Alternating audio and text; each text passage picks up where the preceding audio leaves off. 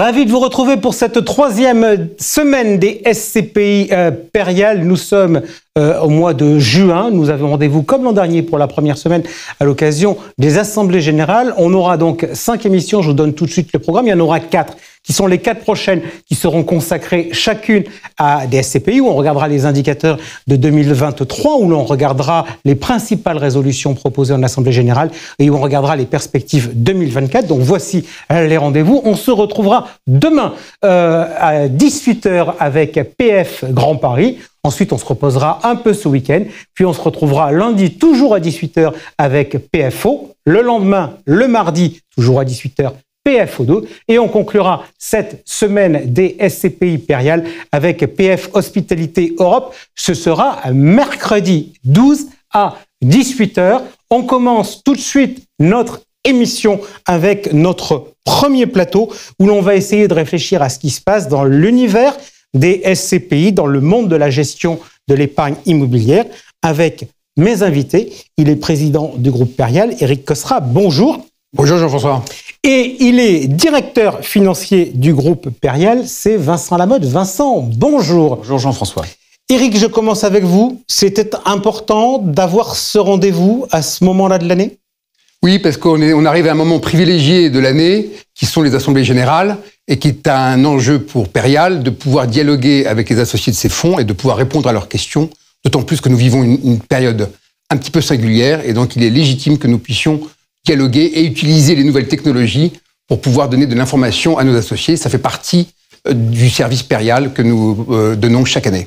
Alors, je serai donc votre interprète. Alors, je vous rassure, je ne donnerai pas le nom de tous les intervenants des questions qui me sont arrivées, mais en tout cas, je serai véritablement à votre place pour poser des questions quand je ne comprends pas, pour essayer d'avoir les explications, pour pouvoir effectivement prendre les bonnes décisions au moment du vote en assemblée générale. Pour vous qui êtes fidèle à ce rendez-vous, à cette troisième semaine des SCPI Perial, vous allez voir cette semaine un certain nombre de personnes que vous connaissez, qui sont des équipes de Perial qu'on a rencontrées. Puis il y a une nouvelle tête. C'est Vincent Lamotte qui est avec nous aujourd'hui, directeur financier du groupe Perial et également directeur général délégué de Perial Asset Management. Comme c'est un peu une petite famille qu'on retrouve autour du plateau, est-ce que vous pouvez me dire quelques mots de vous ? Bien sûr, avec plaisir. Et donc, j'ai rejoint les équipes de Perial il y a un petit peu plus de 6 mois, à l'automne dernier.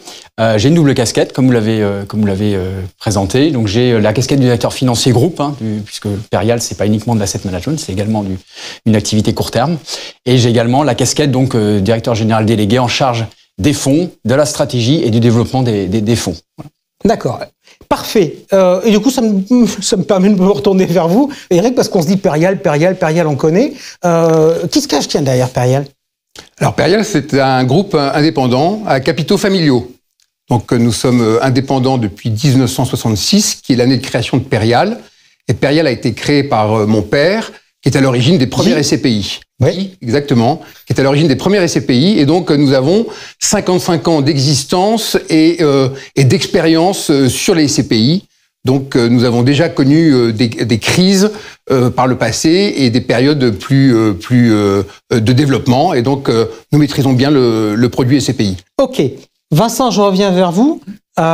Vous étiez auparavant directeur financier d'un autre groupe où il y avait une société de gestion immobilière, un groupe qui fonctionne bien. Quand vous avez dit oui à Éric, c'était quoi votre mission ? Alors, j'ai dit oui à Éric parce que on connaissait déjà bien le groupe Perial, qui était un groupe historique, qui est une référence sur la gestion d'actifs. Et dans les benchmarks de l'ensemble des sociétés de gestion, Perial fait partie des sociétés phares.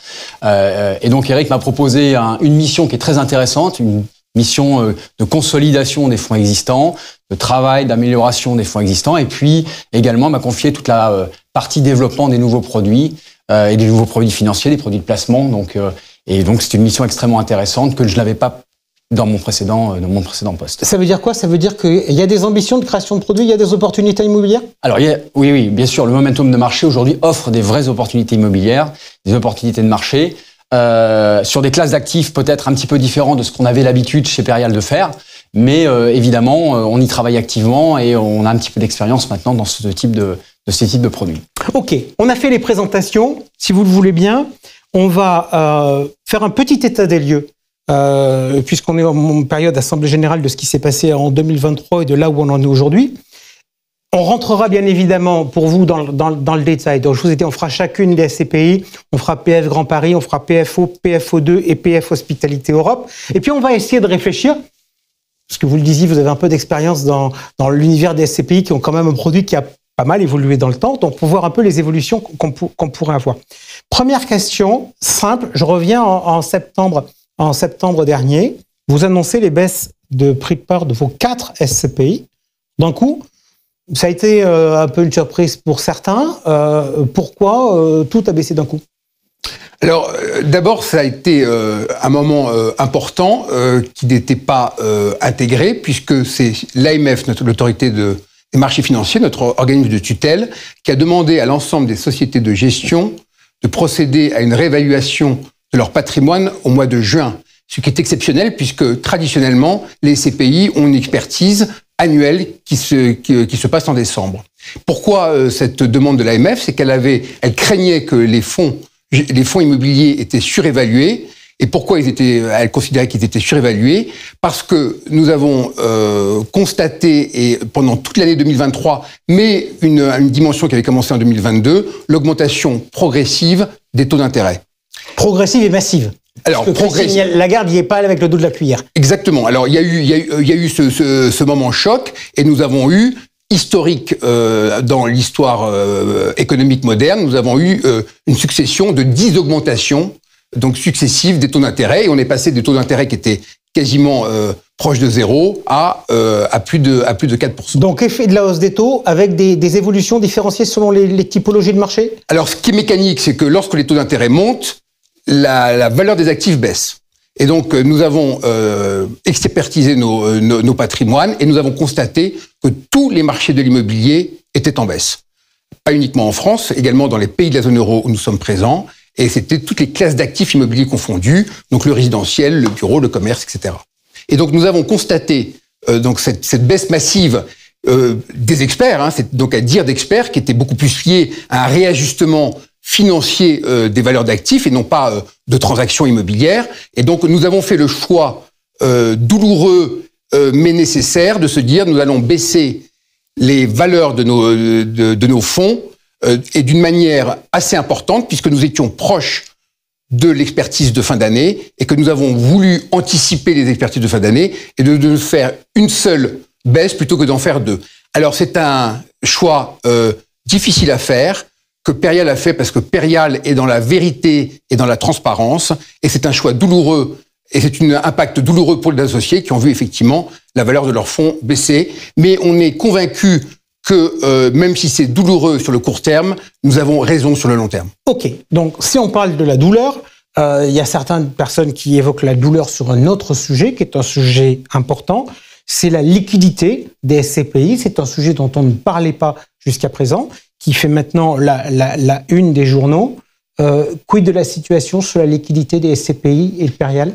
Alors, tout d'abord, je voudrais rappeler tout de même qu'on parle beaucoup effectivement de liquidité dans la presse, notamment des CPI. Je voudrais quand même rappeler que les montants en jeu sont importants, certes, et pour les investisseurs, c'est effectivement douloureux quand on n'arrive pas à vendre ses parts, mais néanmoins, ça reste assez limité, puisque c'est 2,5 milliards à peu près de parts en attente, versus une capitalisation très importante, donc c'est 2,5%, 2,7% de la capitalisation de l'ensemble des CPI. Donc je voudrais juste remettre un petit peu l'église au milieu du village. Je vous entends, mais il s'avère que celui qui vient dans l'église s'est dit quand même que s'il a envie de vendre des parts, est-ce qu'il y aura des mesures, potentiellement on rentrera dans le détail SCPI par SCPI, mais est-ce qu'il y aura des mesures qui seront prises pour essayer d'améliorer les choses ? Alors, le mécanisme de la SCPI prévoit la liquidité, puisque la liquidité se fait automatiquement via la collecte dans les CPI à capital variable, ce que aujourd'hui Perial a comme type de véhicule. Donc, d'abord, la collecte vient évidemment automatiquement faire la liquidité des parts en attente. C'est ce qui se passe également chez nous quand on collecte sur nos fonds, et les premiers qui sont sur la liste, le registre de liquidité sont les premiers à sortir. Juste, vous me confirmez que dans les premiers qui veulent sortir, c'est avant tout des institutionnels et c'est pas ma copine Choupinette? Alors, effectivement, le sujet qu'on rencontre aujourd'hui, c'est que 70%, notamment chez Perial, c'est ce qu'on constate, c'est que 70% de nos parts en attente aujourd'hui, ce sont principalement des institutionnels ou des fonds de fonds. Fonds de fonds qui sont évidemment des gens que vous connaissez très bien, puisque c'est des gens que vous recevez également sur ce plateau. Ok, donc la collecte, ça peut permettre deux choses. On va voir donc SCPI par SCPI, il y a des résolutions d'ailleurs cette année qui proposent des sujets, donc on reviendra sur ce sujet-là qui est un sujet important, puisqu'on veut faire un panorama du sujet. Donc là, on vient de voir les baisses de parts avec la remontée des taux d'intérêt et les problèmes de liquidité. Je ferme ce chapitre-là. Ouais. J'aimerais rajouter quelque chose, Jean-François, c'est que le panorama n'est pas complètement clos, puisque nous sommes ici pour parler de l'exercice 2023 à travers les assemblées générales. C'est que la performance de la SCPI, c'est aussi son rendement et sa distribution de dividendes qu'elle verse, et que malgré une situation adverse, parce que l'augmentation des taux d'intérêt a un impact sur l'économie dans son ensemble, nous avons maintenu nos distributions de dividendes qui étaient conformes à nos objectifs fixés. Et donc c'est aussi l'objectif de la SCPI, c'est de pouvoir distribuer, et donc nous avons joué notre rôle d'acteur immobilier, d'asset manager immobilier pour pouvoir générer du patrimoine, une distribution du dividende, alors que l'impact des valorisations est plus un impact marché global. Donc là, vous êtes en train de me dire que les journalistes ne parlent que des trains qui arrivent pas à l'heure, qu'il y a un voyant qui est au vert quand même, c'est les distributions qui sont bonnes. Et vous me le rappelez, vous faites bien. Je reste avec vous, tiens, justement, pour regarder la partie immobilière, sur la partie prix, sur la partie transaction. Est-ce que le marché bouge un peu? Est-ce que on arrive à faire aujourd'hui à faire des transactions? Est-ce que les prix commencent un peu à se stabiliser? Comment vous voyez les choses? Alors, déjà, la conclusion de valeur d'expertise, c'est que nous n'avons pas baissé nos prix de part en 2024. Donc, le choix a été judicieux en 2023. Et nous avons eu un premier trimestre qui a été relativement atone en ce qui concerne les transactions et les souscriptions de parts de SCPI, effectivement, parce que d'autres sociétés de gestion ont décoté leur prix de part et qu'il est compliqué pour un épargnant de se retrouver justement dans des politiques différentes de sociétés de gestion avec les baisses de prix de part. Donc nos commerciaux sont allés sur le terrain, sur le marché pour expliquer et rassurer nos partenaires CGP, mais également des clients sur la politique Perial et sur ce que nous avons mis en place, c'est-à-dire qu'au fond, les fondamentaux sont présents et ils sont là, et que c'est parce qu'il y a un exercice cyclique, mais qui ne remet pas en question l'investissement long terme de la SCPI. Maintenant, ce que nous constatons également, c'est que il n'y avait pas de transactions immobilières depuis maintenant plus de 6 mois, et que pourquoi? Parce que les seuls vendeurs sont des vendeurs contraints et qui sont obligés d'accepter de fortes décotes de prix. Chez Perial, nous ne sommes pas contraints puisque nous gérons notre patrimoine et que nous n'avons pas nécessité de le faire. Néanmoins, nous avons mis en place un programme d'arbitrage et nous sommes en train de réaliser des ventes d'actifs essentiellement parisiens parce que Paris est un marché qui se tient, à Paris Intramuros, c'est un marché qui se tient, sur lequel ce sont pourtant des actifs qui ont été achetés il y a très très longtemps, donc en 70, en années 80, donc qui sont générateurs de plus-value.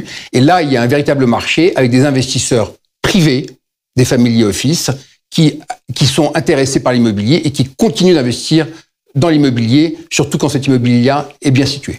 Vincent, question financière. Eric nous disait il y a de cela quelques instants que ce qui avait impacté la valeur des biens immobiliers, tout marché confondu, c'était la forte remontée des taux d'intérêt dans le cadre de la politique de la Banque Centrale Européenne. Nous sommes aujourd'hui jeudi 6 juin, qui est une date importante, puisque probablement le cycle de politique monétaire avec remontée des taux d'intérêt prend fin aujourd'hui.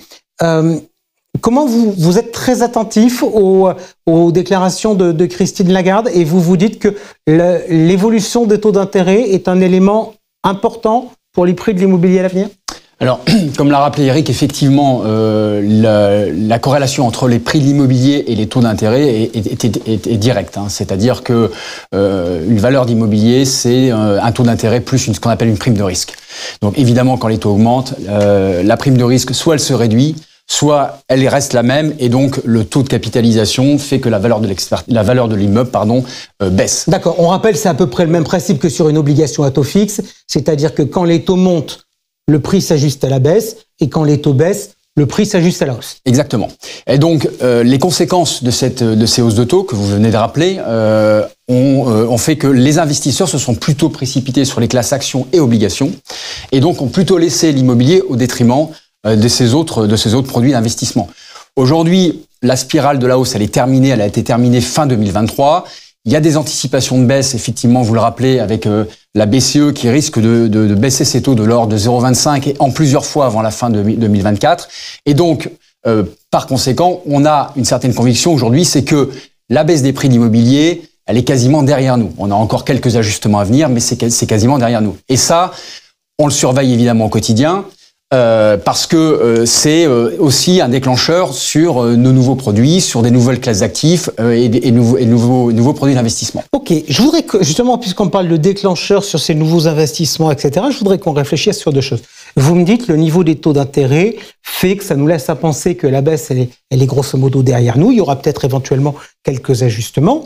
Moi qui suis épargnant, je me pose aussi un certain nombre de questions, notamment sur des réflexions autour du bureau. On va parler à travers les différentes SCPI, mais le cœur historique de la SCPI, ça reste quand même le bureau. Eric Cosra, comment vous voyez l'avenir du bureau ?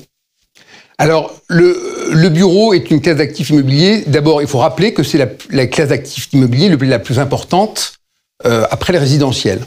Et c'est également la plus rentable. Et elle a été pendant très longtemps la plus rentable. Et comme les arbres ne montent pas jusqu'au ciel, il y a toujours des corrections de cycle. Et nous avons assisté là à une correction de cycle assez brutale, historique sur le marché, mais qui est en tout cas réelle. Je vous entends, mais est-ce que vous pouvez entendre les épargnants qui vous disent « ça, c'est un réflexe financier ». D'un autre côté, il y a tout un tas d'évolutions sociétales dont on entend parler, le flex office, le télétravail, etc., qui font que spontanément, on se dit quel est l'avenir du bureau, parce que probablement les entreprises vont vouloir moins de surface. Alors, vous avez raison, il y a d'abord une crise conjoncturelle qu'on vient d'expliquer, parce que la SCPI, c'est également aussi de la finance, donc c'est du produit financier. Et puis, il y a également une crise structurelle. Et moi, donc, ce que j'ai connu, c'est qu'à chaque crise significative que nous avons connue, immobilière, le bureau doit se réinventer. Donc, c'est pas nouveau ce qui se passe sur le bureau. C'est-à-dire que la crise conjoncturelle et la baisse des prix entraînent un impact structurel sur l'immobilier de bureau, qui est de deux ordres. La qualité de l'immeuble et son emplacement. La qualité de l'immeuble, c'est que des immeubles de bureau se déprécient assez vite quand on ne fait pas les travaux nécessaires pour le faire. Et puis, vous avez également des modes, c'est-à-dire que vous avez des entreprises qui ont des exigences de demande et qui, dans les années 90, c'était la climatisation et le câblage informatique. Aujourd'hui, c'est effectivement d'avoir du flex office, d'avoir des bureaux qui soient plus ouverts aux collaborateurs et plus friendly. Et puis également, comment intégrer des tendances de fond qui sont le télétravail, notamment avec l'arrivée des innovations technologiques. Donc Perial donc anticipe ces sujets-là. D'abord, c'est une question de compétitivité de nos immeubles. Comment fidéliser les locataires en leur offrant un immeuble de qualité. La deuxième chose, c'est que comment fidéliser les locataires en leur offrant un service supplémentaire.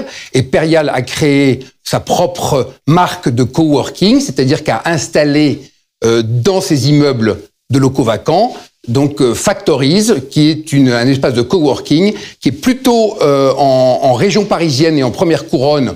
D'abord parce qu'il y a beaucoup d'espaces de coworking au sein de Paris, et puis le patrimoine de Perial est largement en première couronne, et donc que nous avons fait en collaboration avec IWG, donc Regus, et qui permet d'offrir à des entreprises donc des locaux beaucoup plus flexibles, et permet également au fond d'avoir un loyer, puisque justement donc Factories paye un loyer.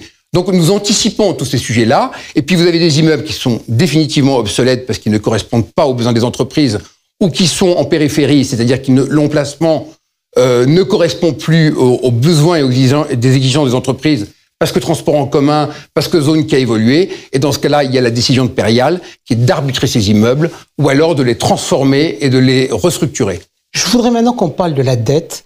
À l'époque où Perial était dirigé par Guy Khosra, le père de Eric, on mettait pas de dette dans les SCPI. On a mis de la dette dans les SCPI. Alors on pouvait se dire que c'était cohérent parce que la dette elle coûtait pas cher. Est-ce qu'on va revenir sur cette position? Comment vous voyez un peu les choses? Parce qu'on aura, et c'est pour ça d'ailleurs que j'ai demandé que vous soyez là toute la semaine là aussi, il y a quand même beaucoup de sujets SCPI par SCPI autour des sujets de dette. La SCPI et la dette, c'est quoi l'avenir? Alors, déjà, réglementairement, les SCPI peuvent accepter 40% de levier, donc c'est le rapport entre la dette et la valeur des actifs. Effectivement, il y a, chez Perial en tout cas, un petit peu de levier bancaire dans les véhicules, entre 20 et 30%, donc ce qui est quand même assez peu finalement. Moi, ma conviction là-dessus, c'est que la dette qui a été mise en place il y a 2-3 ans est une très bonne dette. Les taux aujourd'hui entre 1,50 et 2,50% sont des taux fixes que nous avons dans les véhicules. Ce sont des actifs. Aujourd'hui, rembourser de la dette à 1,50, 2,50, c'est une bêtise pour moi, puisque c'est un actif. Maintenant, l'avenir, il va dépendre de la valeur des actifs, évidemment, puisque la dette, en fait, le levier bancaire va dépendre du taux de capitalisation que vous allez pouvoir percevoir d'un actif et du levier bancaire que vous allez mettre dessus. Donc, notre conviction chez Perial, c'est qu'on va revenir à de la dette bancaire dans quelques mois. Les taux ne seront plus les taux qu'on a connus, c'est-à-dire du 0%, 0% plus. On aura probablement un taux de base qui est le Euribor ou l'Ester autour de 2%, 2,5%, plus une marge. Donc ça veut dire qu'aujourd'hui, la valeur des actifs, autour de 6, 7, 8%, ce dont on peut les mettre du levier. D'accord. On ne pourra mettre de la dette qu'à condition d'avoir des rentabilités qui sont nettement plus élevées. Un petit peu plus élevées que ce qu'on a connu dans le passé. À l'avenir. Je poursuis sur mes questions de fond, sur une question qui est finalement assez clivante, c'est le sujet de la politique ESG. Il y a des investisseurs qui disent, moi, je veux faire de l'ESG parce que moi, je veux être propre, etc. Et puis, je dirais presque qu'il y a un conflit générationnel. Il y a d'autres investisseurs qui disent, mais ce truc-là, ça coûte de l'argent, ça fait perdre de la performance, etc. Je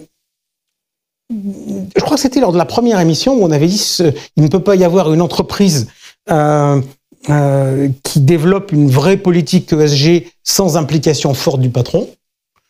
Le patron, c'est vous. Donc, je vais vous mettre en mettant, moi, du côté des, entre guillemets, des investisseurs qui se posent des questions.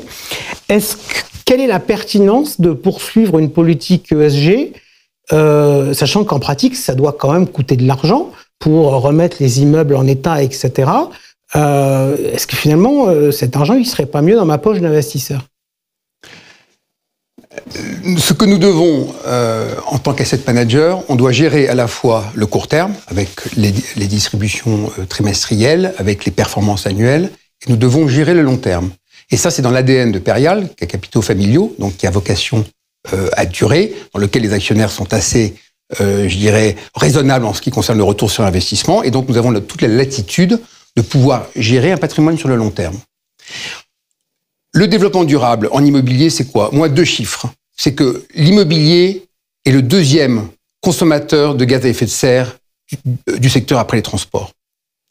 Le 2e chiffre, qui est un chiffre beaucoup plus optimiste, c'est que la France a réduit ses gaz à émissions à effet de serre en 2023. Ces 2 chiffres sont importants parce que on était un petit peu désespérés, notamment, et c'est assez anxiogène pour l'ensemble des Français, le réchauffement climatique, les inondations qui peuvent arriver, les enjeux sociétaux également qui sont importants. On voit bien que l'immobilier est au cœur aussi des enjeux sociétaux, avec les difficultés de logement, avec le mal logement, avec les histoires de bureaux, donc la modification du comportement des collaborateurs au sein de l'entreprise. Et donc nous sommes dans des périodes de transition. Et que l'ESG, c'est une boussole. C'est une manière de pouvoir regarder vers l'avenir à long terme et de pouvoir mettre en place des politiques nécessaires qui amélioreront la performance de l'immobilier de demain. Et c'est de rappeler également que l'immobilier n'est pas uniquement qu'un produit financier qui distribue, c'est que l'immobilier, il a un sens économique et sociétal. C'est un toit, l'immobilier. Il doit loger les collaborateurs, les résidents seniors, les étudiants, etc., etc. Et donc, tout le monde est concerné par l'immobilier et l'ensemble de la société est concerné par l'immobilier. Et donc, c'est important pour moi et pour les équipes de Perial, c'est une conviction que Perial doit s'engager dans cette démarche-là. Elle a fait beaucoup de choses, elle a une raison d'être, société à mission, tous nos fonds sont labellisés ISR, c'est un engagement. Je comprends que dans des périodes plus compliquées que dans laquelle nous vivons, ça peut être remis en question par d'autres sociétés de gestion qui se disent à quoi bon, à quoi ça sert, etc. Chez nous, nous avons été pionniers en 2009, dès 2009, donc au lendemain d'une crise financière importante, en créant justement PFO2, qui permet justement d'intégrer à côté de la performance financière, une performance environnementale. Et donc, nous allons continuer dans cette voie-là. Nous avons un plan climat 2030. Donc, nous voyons à moyen terme. Et donc, nous avons une politique d'amélioration donc de nos immeubles qui créera la valeur de demain. Il n'y a pas une opposition entre, d'un côté, il y a le financier et de l'autre, l'extra-financier. C'est que les performances extra-financières d'aujourd'hui feront la performance financière de demain. C'est notre conviction. Je suis journaliste, mais j'aime bien faire les matchs. Vous avez dit beaucoup de choses et on va clore cette séquence sur un certain nombre de points sur lesquels je voudrais revenir, sur ce que vous avez dit. Juste une première question technique. Est-ce que vous ferez des évaluations au 30 juin du patrimoine, des expertises? Oui. OK. Donc, vous m'avez expliqué la notion du temps long. Est-ce que si on fait des expertises aujourd'hui tous les semestres, ce vers quoi on semble visiblement s'orienter, est-ce qu'il va falloir qu'on accepte que le prix des parts des SCPI devienne plus volatile? Parce que là, on a eu des baisses, ça a perturbé tout le monde parce qu'on se disait que ça ne faisait que soit rester stable, soit monter. Est-ce que le prix de la SCPI, les SCPI vont devenir à l'avenir plus volatiles et il faudra s'y habituer? Alors, pourquoi cette baisse d'une telle intensité? Je dirais que ça faisait déjà des années avant où la valeur des actifs baissait.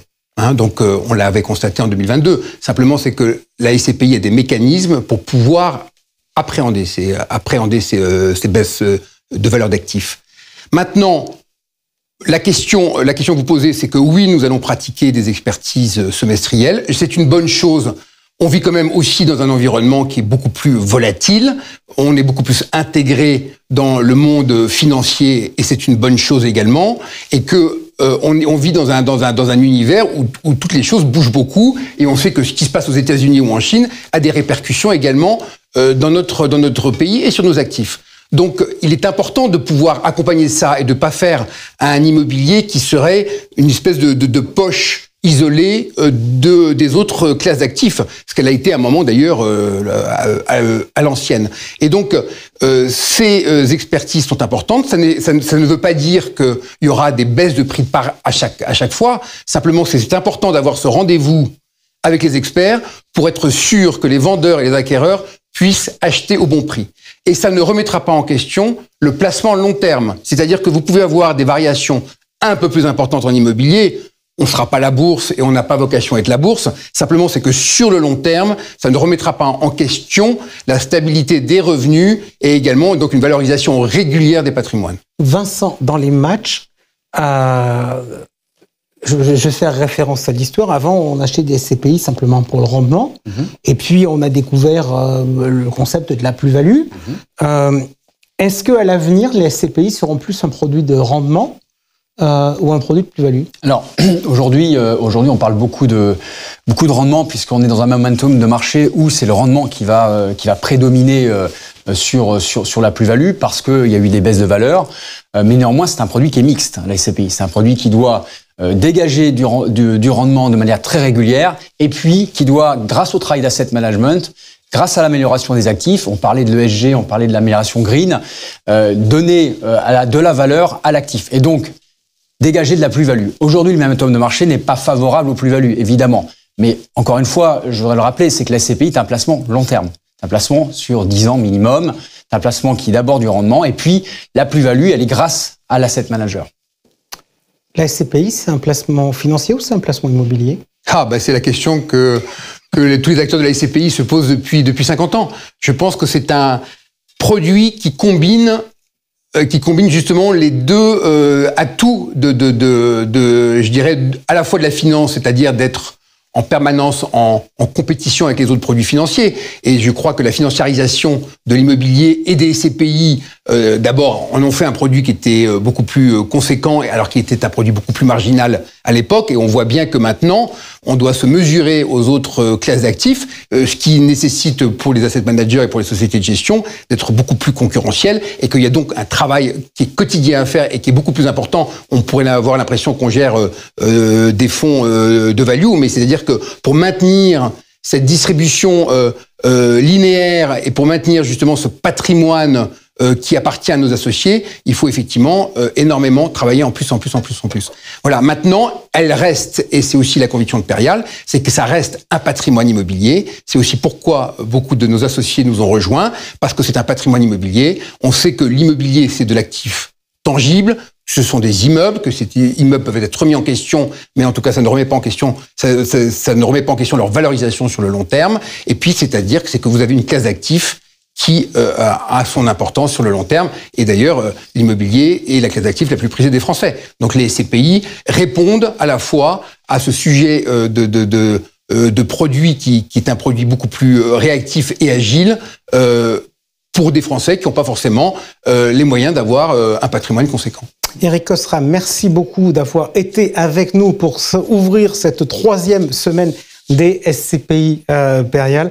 Vincent Lamotte, merci d'avoir été avec nous pour cette première et merci d'être avec nous pour les suivantes. C'était donc aujourd'hui un point général sur les SCPI, l'avenir des SCPI et le marché immobilier. On se retrouve donc dès demain, vendredi, et on parlera de PF Grand Paris. Ciao, rendez-vous demain, 18h.